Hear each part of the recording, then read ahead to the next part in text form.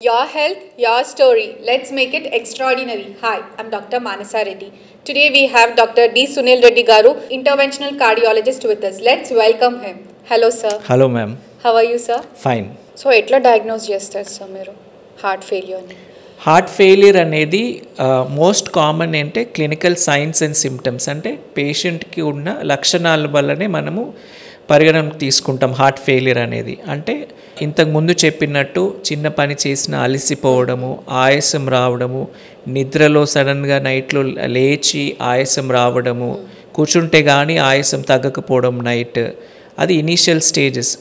తర్వాత రెస్ట్లో అంటే కూర్చున్న చిన్న స్నానం చేసిన చిన్న అన్నం తిన్న తర్వాత కూడా వాట్ ఎవర్ స్మాల్ చేసిన మనకి సిమ్టమ్స్ రోజువారీ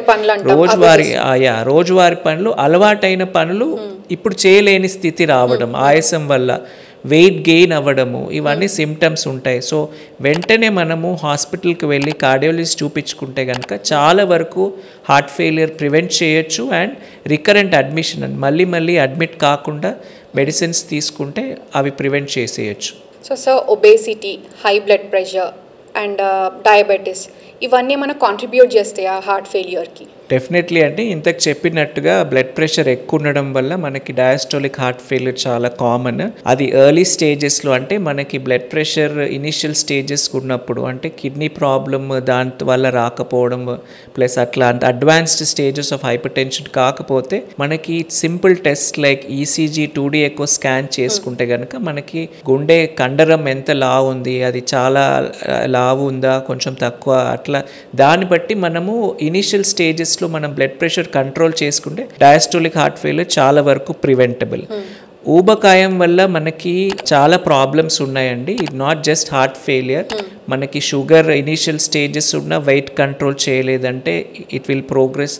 అండ్ దాంతోపాటు డయాబెటీస్ రావడం వల్ల గుండె రక్తనాళాల్లో బ్లాకేజెస్ చాలా సీరియస్గా తొందరగా ప్రోగ్రెస్ అవుతాయి. దానివల్ల హార్ట్ అటాక్ వచ్చే ఛాన్సెస్ చాలా ఎక్కువ ఉంటాయి. సమ్ టైమ్స్ సాడ్లీ మనకు సిమ్టమ్స్ కూడా ఉండవు హార్ట్ అటాక్ డయాబెటీస్ ఉన్నప్పుడు. సో ఇనీషియల్ స్టేజెస్లో కనుక మనకు sugar, BP and other things like family history మనకి నోటీస్లోకి వచ్చిందంటే ఇనీషియల్ స్టేజెస్లోనే మనం ఈ బ్లడ్ టెస్ట్, ఈసీజీ 2D ఎక్కువ చేసామంటే చాలా వరకు మనకు preventable, heart failure is preventable.